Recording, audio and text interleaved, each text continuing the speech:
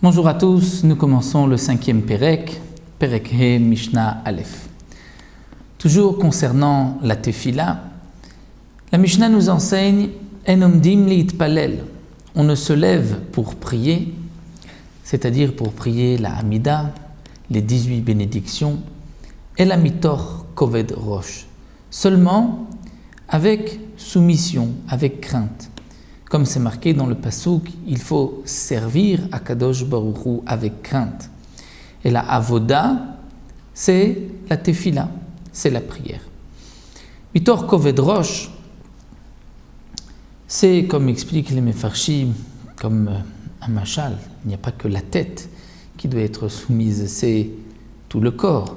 Mais étant donné que la tête, c'est l'essentiel, si on peut dire, de tous les membres, c'est pour cela que le Tana emploie ce terme mitor koved rosh, c'est-à-dire donc se lever avec crainte, avec soumission. La Mishnah nous raconte que Chassidim Arishonim, les hommes pieux, les premiers, Arishonim, les tzadikim, Hayu Shoim avaient l'habitude de prendre le temps de se préparer sha'achat, 1 heure, ou mitpalelim, et ensuite ils priaient. C'est-à-dire que là où ils avaient prévu de prier, ils étaient déjà là 1 heure avant, ils se préparaient, ils se concentraient pour prier, kedei sheichavnu et libam lamakom, afin de pouvoir concentrer leur cœur vers Akadosh Baruch Hu. La Gemara nous rapporte que les Chassidim Arishonim mettaient 1 heure à la préparation de la Tfila, ensuite 1 heure de Tefila, c'est-à-dire du Shmoneh Esrei, des 18 bénédictions de la Hamida, et une 3e heure après la Tefila, avant, si on peut dire, entre guillemets, de redescendre sur terre. Au point que la Gemara pose la question, mais si pour chaque Tefila, ces Chassidim prenaient 3 heures, donc dans la journée, c'était 9 heures consacrées à la prière, et leur étude, leur Torah, comment allait être gardé? Comment pouvait-il étudier? La Gemara répond, étant donné que ce sont des chassidim, des hommes pieux, eh bien la Torah était gardée, était bénite en eux, et c'est donc pour cela qu'ils avaient une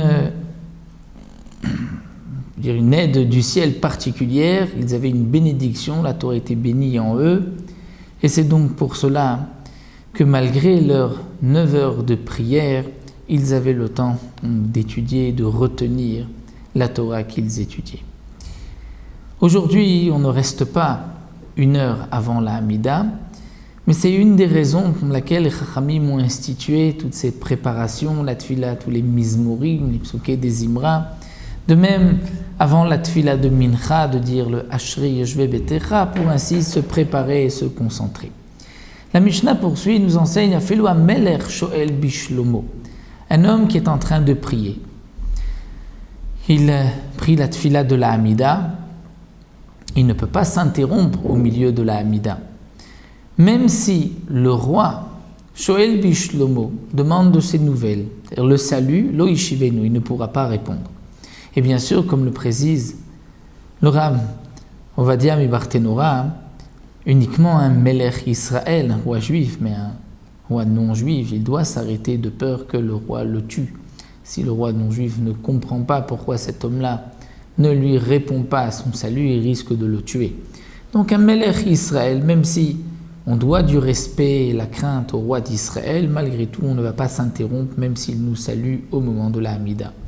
Plus encore, Afilu Nachash Karuch ala Kevo. Même si un serpent s'est enroulé sur son talon, sur son pied, lo yafsi, qui ne va pas s'interrompre. Et là encore, la Gemara précise, comme nous le rapporte le Barthénora, uniquement un serpent qui généralement ne mord pas, s'il n'est pas dérangé, si on ne bouge pas. Donc on peut terminer cette fila, le serpent va partir. Mais si c'est un scorpion ou une autre bête qui risque de le tuer, de le mordre et de le tuer, là dans ce cas-là, puisqu'il y a sakanat nefashot, un danger de mort, il est évident qu'il pourra s'interrompre au milieu de sa tfila. Donc en vérité, tout dépend du contexte. Lorsqu'il y a une crainte de mort, pikuach nefesh, on s'interrompra même au milieu de la tfila. Sinon, on ne va pas s'interrompre. Voici donc ce que la Mishnah nous enseigne concernant la préparation et la concentration au moment de la Hamida des 18 bénédictions.